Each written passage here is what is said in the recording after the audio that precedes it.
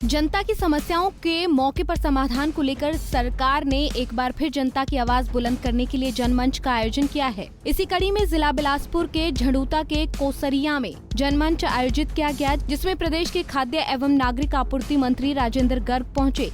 इस दौरान उनके साथ मौके पर झंडूता विधायक जीतराम कटवाल भी मौजूद रहे। यहाँ जनता ने मंत्री के सामने लगभग 65 समस्याएं रखी, जिनमें से 60 का मौके पर समाधान किया गया, जबकि 5 समस्याओं को 15 दिन के भीतर सुलझाने का आश्वासन दिया गया। वहीं कार्यक्रम में उमड़ी भीड़ को मंत्री राजेंद्र गर्ग ने संबोधित करते हुए कहा कि जनमंच का उद्देश्य लोगों और सरकार के बीच दूरी को खत्म करना है। उन्होंने कहा कि स्थानीय जनता की समस्याएं उनके घर द्वार जाकर हल करना ही जनमंच का मुख्य उद्देश्य है। आज यहाँ कोसरिया में आयोजित जनमंच कार्यक्रम में कुल 65 जो समस्याएं थी वो यहाँ जनमंच में आई और उसमें से 60 समस्याओं को मौके पर ही हल कर दिया गया और जो 5 समस्याएं बची हैं वो संबंधित अधिकारियों को उसकी जिम्मेवारी 15 दिन के अंदर सॉल्व करने के लिए कहा है। प्रधानमंत्री आवास योजना के तहत किसी प्रकार का कोई अवरोध नहीं है। जैसे हर वर्ष और जो कोटा होता है वो निश्चित रूप से आ रहा है और उसमें कोई व्यवधान नहीं है। ये मामला पहले ही सरकार के ध्यान में है और सरकार ने इसकी हाई लेवल इंक्वायरी जो है वो बिठाई हुई है और जल्दी ही जो दोषी हैं उनके ऊपर कार्रवाई होगी। और पहले भी जो संबंधित लोग थे जो इस घोटाले में तथाकथित रूप से संलिप्त पाए गए थे उनके खिलाफ कार्रवाई हुई है और उन्होंने कोर्ट से अग्रिम जमानत ली है और उनके खिलाफ मुकदमे जो है वो चल रहे हैं। सर, मेरा नाम Devendra Nath Kashyap, retired associate professor from BBN college Chakmo. और मेरी कॉर्पोरेट सोसाइटी तलाई में पैसे जमा हैं।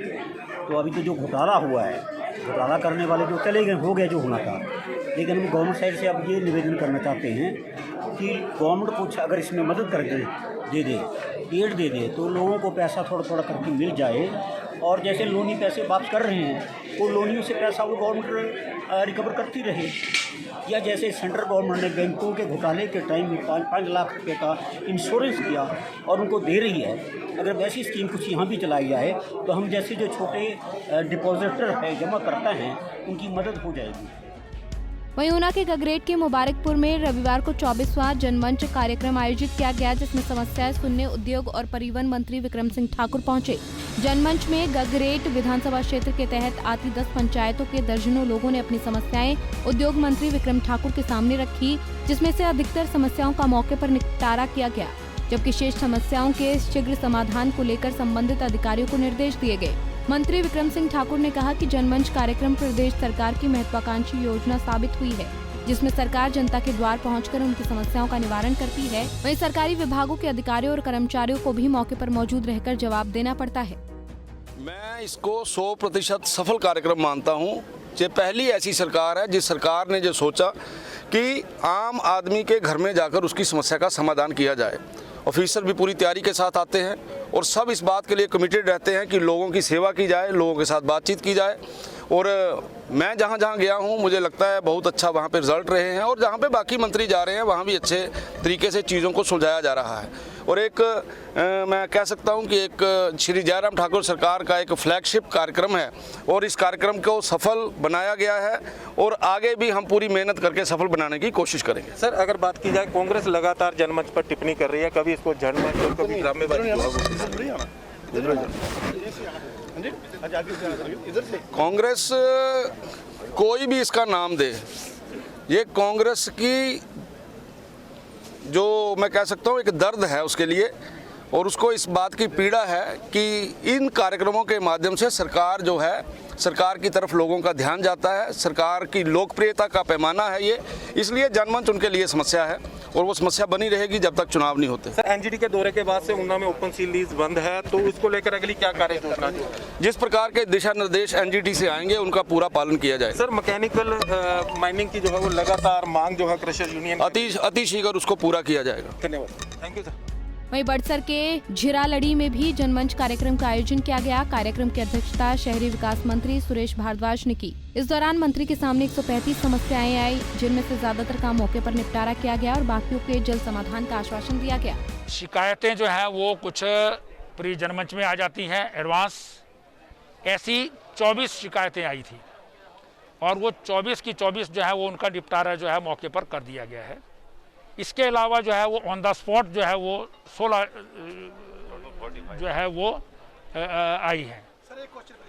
एक मिनट जरा, let me complete my answer. तो उनको जो है वो स्पॉट पर बहुत सारी जो है वो हमने सॉल्व कर दी हैं। कुछ क्योंकि आज ही एप्लीकेशंस दी हैं वो डिपार्टमेंट्स को भेज दी गई हैं और डिपार्टमेंट जो है वो उन पर रिपोर्ट करके जो है वो उसका फैसला जो है वो किया जाता है। इसके अलावा कुछ डिमांड्स आई हैं। डिमांड्स ऑन द स्पॉट संभव नहीं होती हैं। डिमांड्स जो है वो प्रदेश सरकार को डिफरेंट डिपार्टमेंट्स को भेज दी जाती हैं और वहाँ पर उसके लिए बजट के प्रावधान जो फिजिबल होगी, टेक्निकल फिजिबल हैं, उनके लिए जो है कर दिया जाता है। तो ऑन द स्पॉट ऑलमोस्ट सभी जो ग्रीवेंसीज आई हैं उनका समाधान आज कर दिया गया।